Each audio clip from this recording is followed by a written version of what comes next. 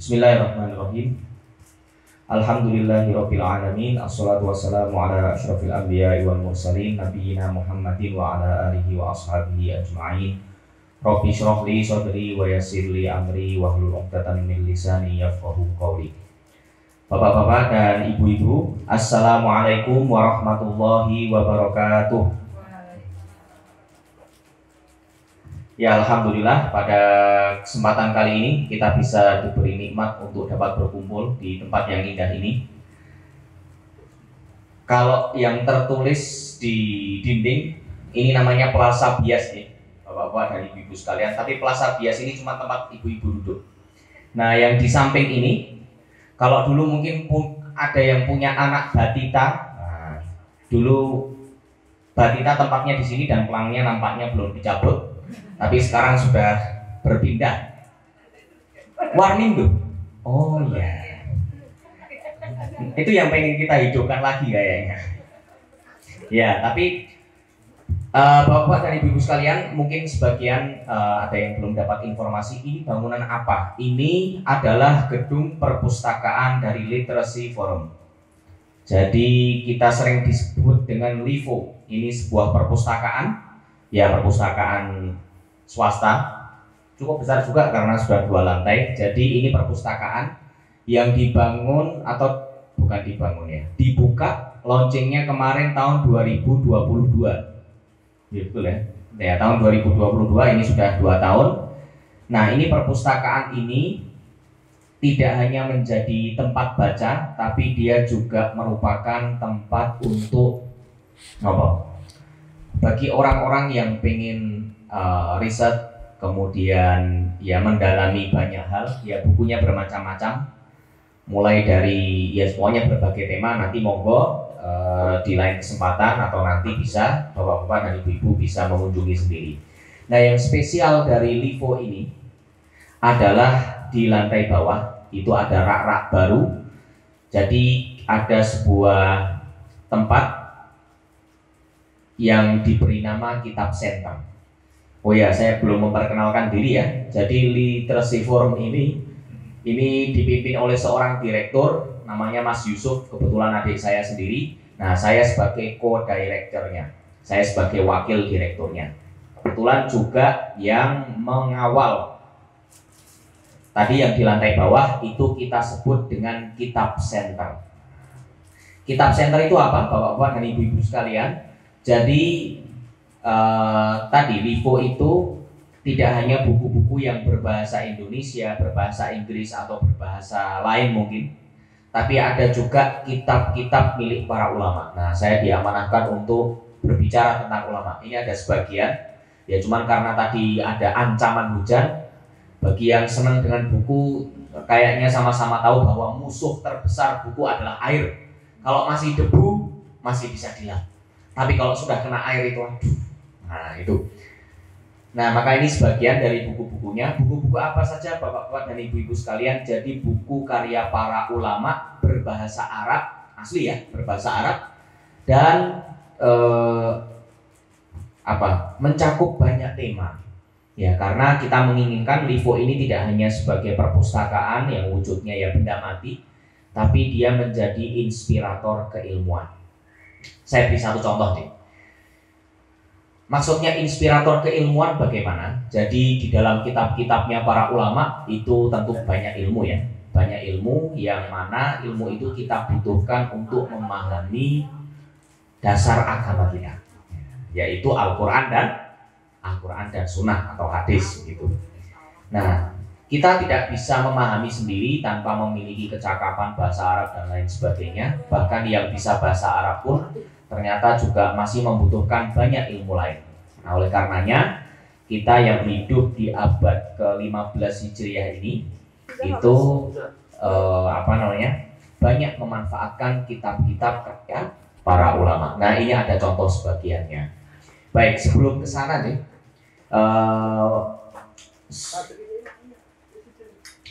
saya pribadi alhamdulillah sekarang sedang melanjutkan program S3 di Universitas Al-Azhar di jurusan hadis dan ilmu hadis. Jadi baru sebelum pulang kemarin mengajukan berkas untuk S3. Ya, masih diproses. Ya, eh, waktunya berapa tahun kalau menghabiskan S3? Kalau kata ibu saya 3 tahun. Nah, aslinya berapa tahun? Ya nggak tahu, pokoknya ibu saya tahunya 3 tahun gitu. Ibu-ibu semoga paham ya maksudnya. Ya diiyakan dulu lah, yang penting boleh dulu kan. Nah, doa, karena kita juga tidak mau lama-lama, karena jatah lama saya sudah saya habiskan ketika S2. Nah, saya adalah, nah ini supaya langsung nyambung nih dengan apa yang bapak-bapak dan ibu-ibu usahakan selama ini. Ini kan bapak dan ibu-ibu ini kayaknya bawanya ibu-ibu ya, kayaknya ibunya ibu-ibu aja, bapak-bapak nanti ikut gitu Pak ya. Sesekali lah ya, biasanya kan bapak-bapak sekalian itu ibu-ibunya ikut. Wong salam aja assalamualaikum. Kum itu untuk laki-laki dan tidak perlu assalamualaikum wa alaikumussalam supaya tercover laki-laki dan perempuan. Ya ayyuhalladzina amanu kutiba alaikumus siyam.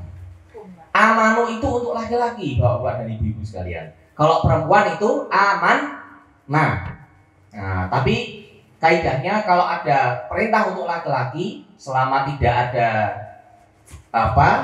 indikator lain, maka itu juga tercakup untuk perempuan. Makanya perintah puasa ya ayyuhalladzina amanu kutiba alaikumusiyam itu untuk bapak-bapak juga untuk ibu-ibu. Gitu ya. Ya. Baik ibu-ibu sekalian.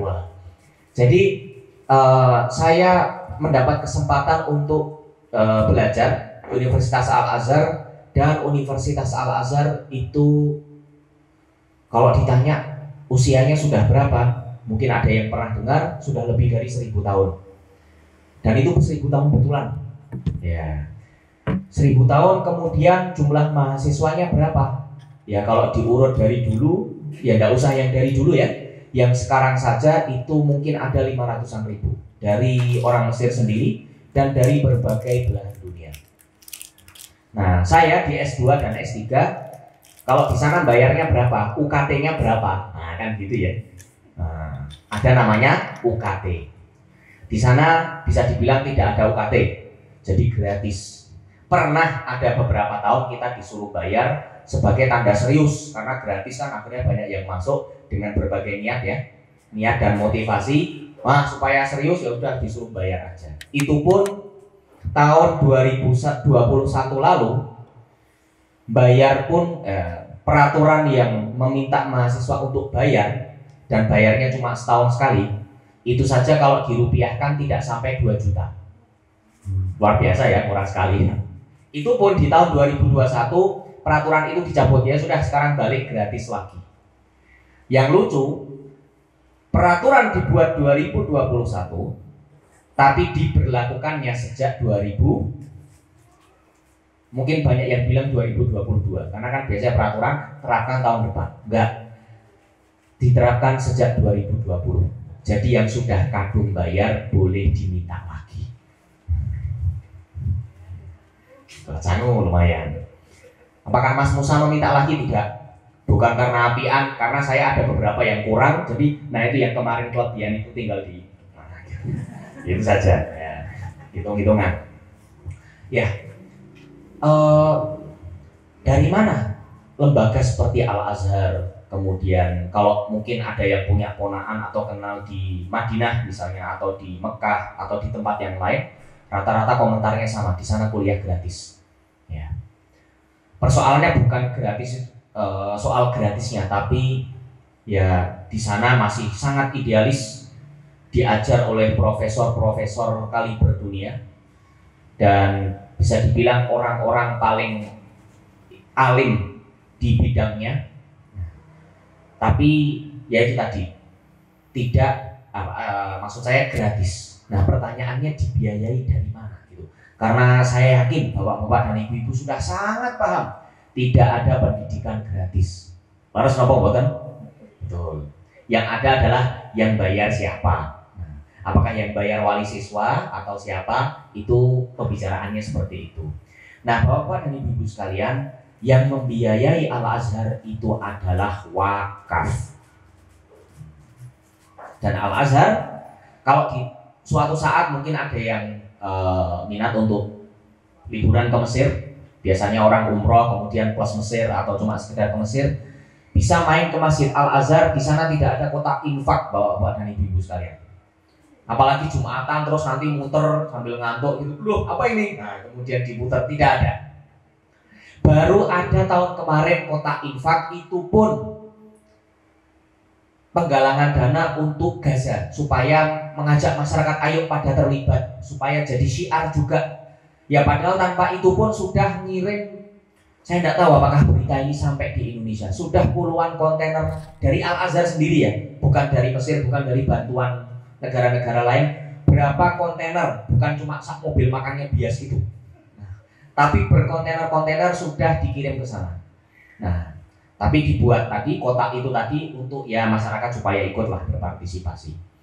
Nah, ibu-ibu sekalian, Al-Azhar dan wakaf. Al-Azhar mencetak ulama sudah banyak, sudah tadi ya usianya 1000 tahun, dan ternyata tidak hanya ulama, bahkan alumni-alumni Al-Azhar sudah banyak yang jadi kepala negara. Contohnya di Aljazair ada Hawari Boumediene, itu juga seorang alumni Al-Azhar, kemudian ya di berbagai negara lainnya. Nah, jadi ada Al-Azhar, ada wakaf. Nah, ini yang paling dekat dengan apa yang ibu-ibu kerjakan, rumis rumah infak sodakoh. Nanti V-nya atau wakafnya bisa ditambahkan sendiri. Tapi intinya betapa gerakan filantropi itu ternyata kalau dimaksimalkan, bahkan tidak ada peradaban besar atau produk-produk peradaban yang lahir tanpa ada gerakan filantropi, wabil khusus wakaf. Saya cerita sedikit.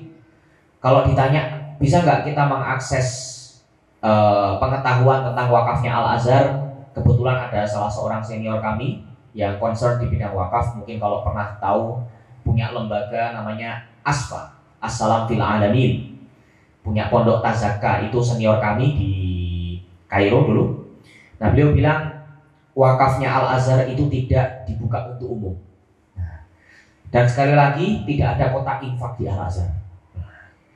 Nah, kemudian dari mana? Artinya yang dihidupkan adalah wakaf-wakaf produktif. Bahkan salah satu skemanya saya dengar dari senior kami tadi, mungkin ada yang pernah naik maskapai Arab deh, ada Emirates, ada Qatar, ada semacam-macam itu. Tapi ambil satu misalnya Emirates, itu yang diceritakan oleh senior saya. Nah, mungkin kalau ada yang punya anak laki-laki pakai kaos bola ada tulisannya Emirates di sini. Nah, saya juga punya masalahnya. Ya. Setiap satu kali penerbangan 4 kursi diwakafkan, ibu-ibu. Dan kita tahu sendiri berapa harganya satu kursi itu. Nah, maksud saya bukan satu kursi yang kemarin orang ribut-ribut itu ya, tapi kursi pesawat. Nah, jadi 4 kursi, satu untuk orang tua, satu untuk fakir miskin, satu untuk dakwah, dan satu untuk pendidikan Islam. Nah, ada skema-skema seperti itu. Nah, baik, supaya mempersingkat waktu karena saya tidak diberi waktu yang lama, jadi sekali lagi rumusnya adalah tidak ada peradaban, karya-karya peradaban, perubahan di tengah masyarakat, kebangkitan atau apapun tanpa ada gerakan filantropi yang kuat, dan secara khusus wakaf. Itu seperti itu. Nah, kita akan supaya bisa jadi oleh-oleh, saya akan coba berangkat dari satu jargon yang kayaknya ibu-ibu sudah pada hafal. Nah, ustadzah adalah tempat bertanya bagi anak kita sekarang. Sedangkan para ulama adalah,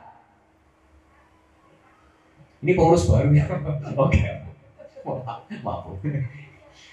Dan ulama adalah tempat bertanya bagi anak-anak besok ketika sudah jadi orang, sudah jadi pemimpin, sudah jadi pengusaha. Nah, itu. Nah, untuk bisa menyambungkan ya antara tadi bicara dengan ulama dengan apa yang ibu-ibu usahakan. Nah, tadi sudah ada jargon itu. Jadi ulama ada, ustadzah adalah tempat bertanya bagi anak-anak, ulama adalah tempat bertanya ketika mereka besok sudah dewasa, dan juga tempat bertanya bapak-bapak dan ibu sekarang gitu. Nah, ada satu ungkapan yang sangat terkenal, kan kita pasti bertanya-tanya nih, kalau bikin filantropi kayak gini itu kita pengen bikin apa gitu. apa yang mau kita capai, kan begitu sih. Dan saya sangat percaya, kita semua di sini percaya, semua yang hadir di sini adalah orang-orang yang idealis, punya sesuatu untuk diperjuangkan. Maka untuk memudahkan, ada satu ungkapan dari ulama. Ini saya dapat kalau saya nemunya di kitab tafsir, namanya Tafsir Ar-Razi. Itu salah seorang ulama hidup pada abad ke-7 Hijriah. Ungkapan itu ini bisa jadi oleh-oleh, monggo kalau mau didokumentasikan atau dicatat. Belum pernah dengar kayaknya ya. Ad-dunya belum pernah ya. Ya enggak. Lama-lama. Kita perkuat lagi. Ad-dunya, saya bacakan Arabnya dulu, nanti saya sampaikan juga bahasa Indonesianya. Ad-dunya bustanun. Terjemahannya langsung, dunia itu ibarat taman. Dunia itu ibarat taman. Zuyyinat bi khamsati asya'a, yang dihiasi oleh 5 hal. Jadi dunia ibarat apa, ibu-ibu? Taman yang dihiasi oleh 5 hal. Apa saja? Nah ini. Jadi kalau kita memandang dunia ini, kita selalu menginginkan dunia yang lebih baik. Keadaan negara, daerah, dan lain semuanya, kita pengen yang lebih baik. Nah itu untuk memudahkan, kita itu pengen bikin apa sih? Atau apa yang membuat masyarakat kita nanti semakin baik? Itu ternyata ada berapa, ibu-ibu? Ada 5. Yang pertama, ilmul ulama. Nomor 1, ilmunya para ulama. Singkat cerita, ulama itu, apa artinya ulama? Kemarin saya di acara di sini juga sama, mungkin ada anaknya, anak-anak SD Kaliurang dan Palagan. Ada wali siswa Kaliurang dan Palagan di sini. Nah ada.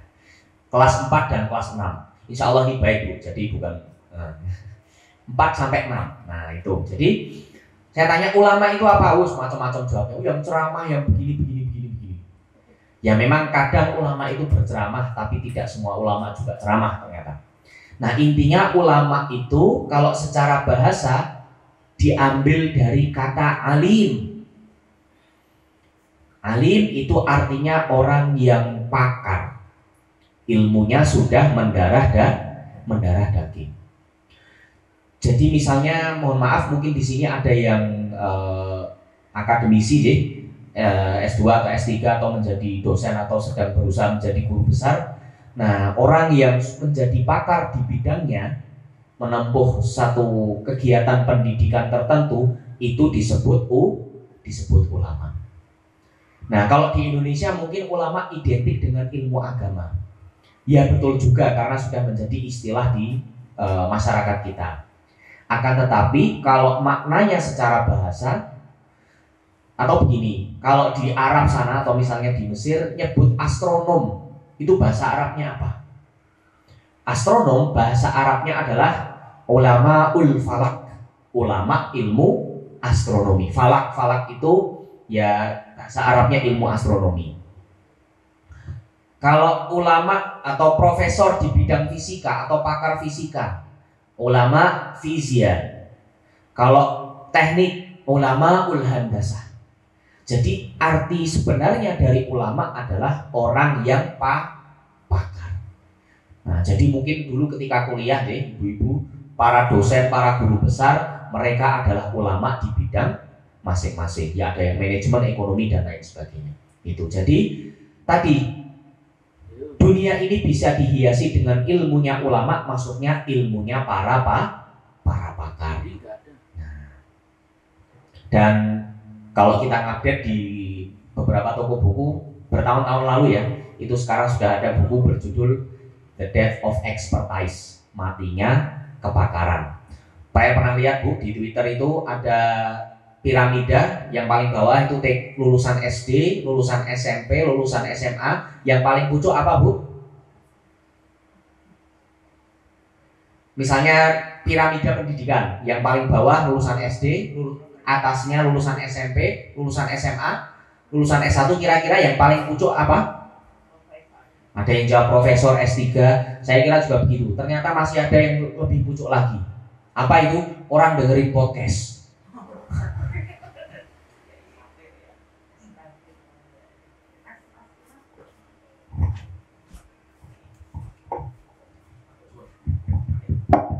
Ya ini satir saja, tapi intinya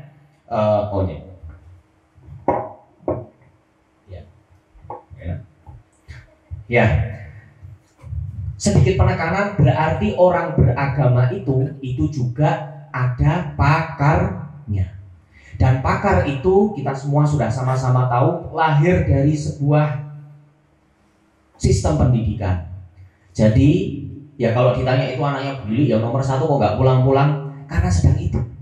Nah karena kemarin sedang S2, S3 berarti urusan hadis, urusan fikih, urusan tafsir itu juga ada pakarnya.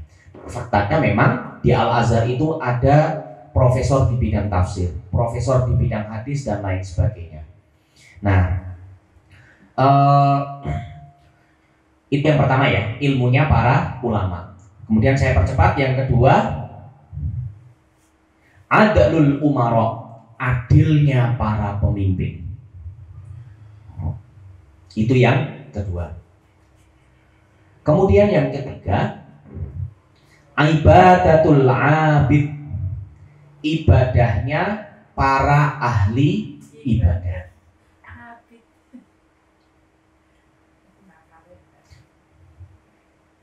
Tadi sempat disebutkan ketika kita berdoa untuk ya supaya hujannya bisa dikondisikan. Berdoa itu adalah kesadaran bahwa kita ini hidup di alam semesta yang diciptakan dan diatur oleh Allah. Itu nanti kalau diperpanjang nanti bisa kemana-mana lagi. Kita cukup sampai situ saja. Jadi itu yang ketiga. Yang keempat,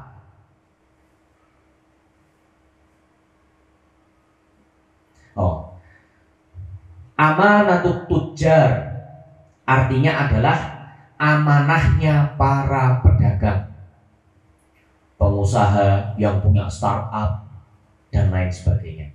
Itu yang keempat. Dan yang terakhir ibu-ibu sekalian, nah, menurut ungkapan ulama ini adalah nasihatul muhtarifin, nasihat dari para profesional, para pekerja.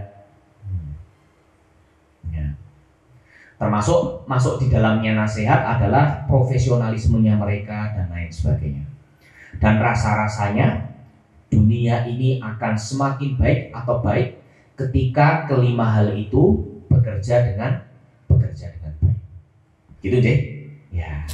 Kalau boleh kita ulang bersama-sama, dunia itu dihiasi dengan berapa hal ibu-ibu? 5. Yang pertama apa? Ilmunya para ulama. Yang kedua, adilnya para pemimpin. Yang ketiga, ibadahnya para ahli ibadah. Yang keempat, amanahnya para pedagang. Yang kelima, nasihat dari para profesional. Ya itu tadi ada, kalau mungkin ada yang iseng cari di Google, ini tadi ada di beberapa situs mengatakan ini hadis Nabi.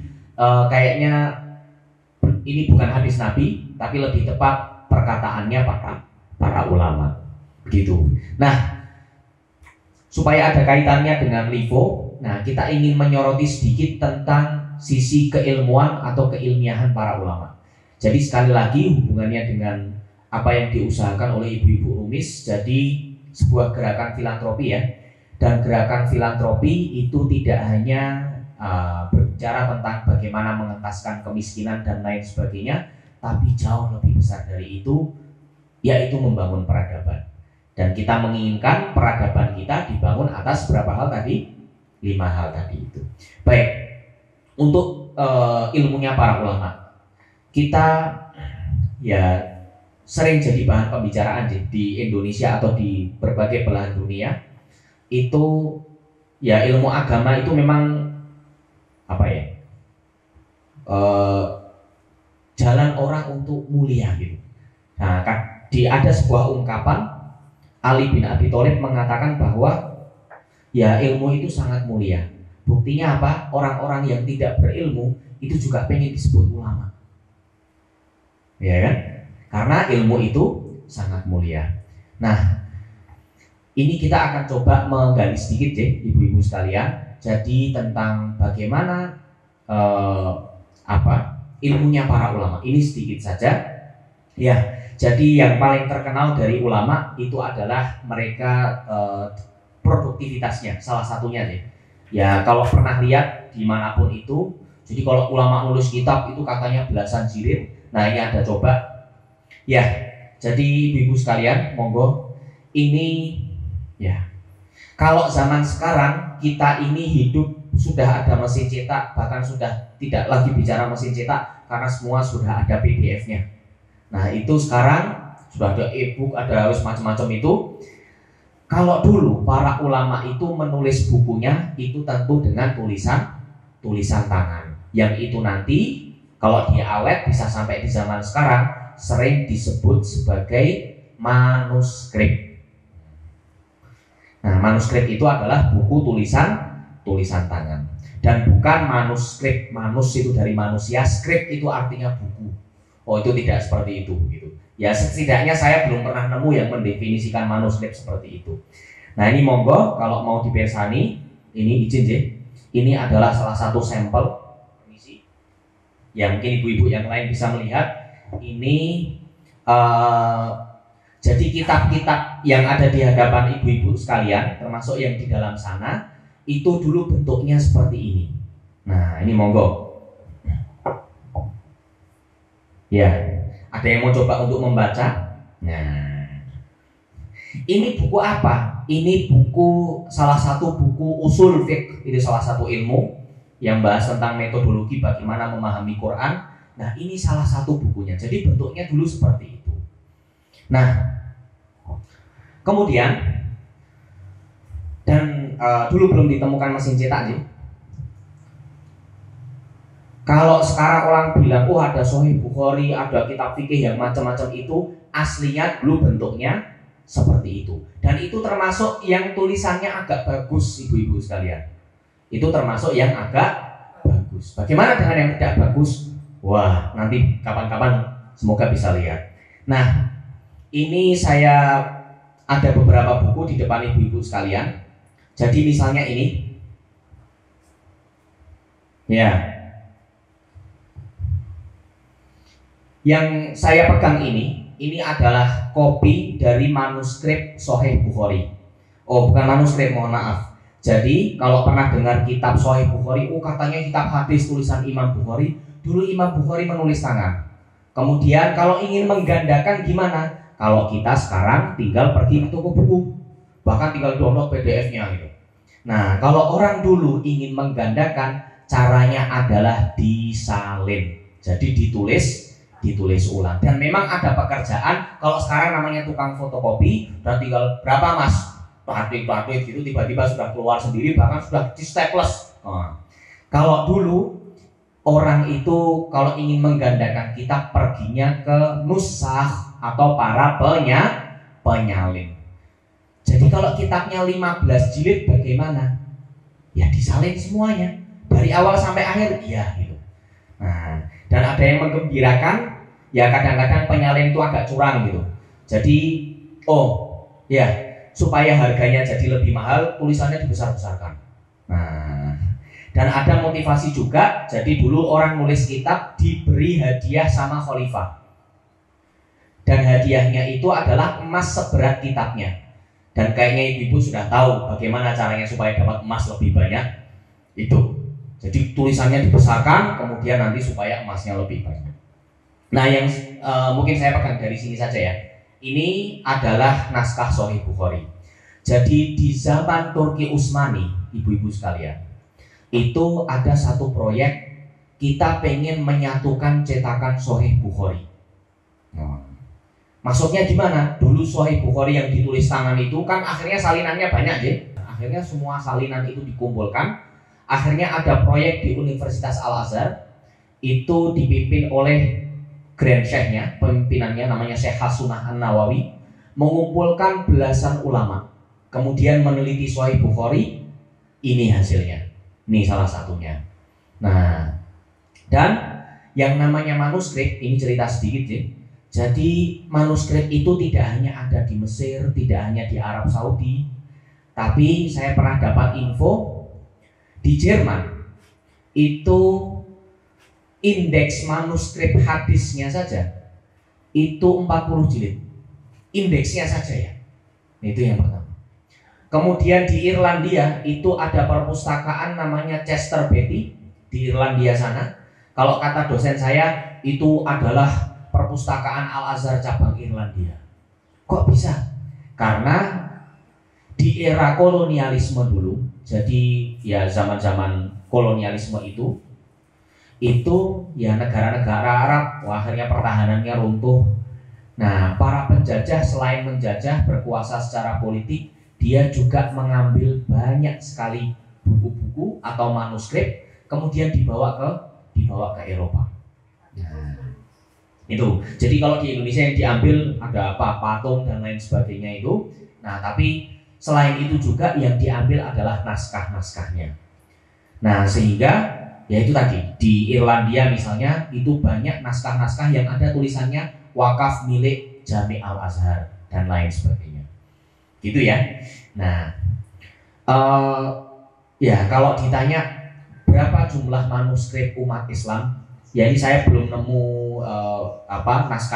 maksudnya naskah akademiknya, akan tapi dosen saya kebetulan ya beliau juga pakar di bidang ini, itu pernah cerita jumlah total manuskrip umat Islam itu ada 4 juta.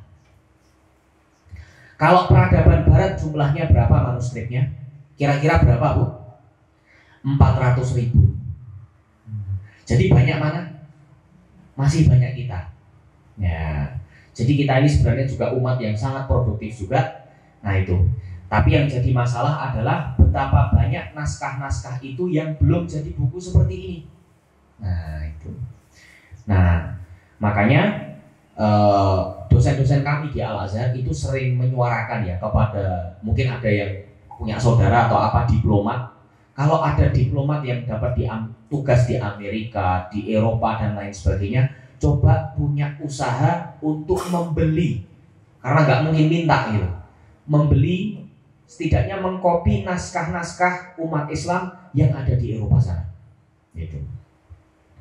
Ya, itu cerita sedikit tentang satu ya hal penting yang ada di para ulama, yaitu produktivitasnya, tentang buku dan lain sebagainya. Perlu masuk ke sana atau nanti aja? Karena ini mau LPG ya. Ya sudah. Ya pun selamat ber-LPG karena sudah jam 11. Terima kasih apa yang bisa saya sampaikan. Kesimpulannya, jadi yang namanya gerakan filantropi itu mempunyai peran besar.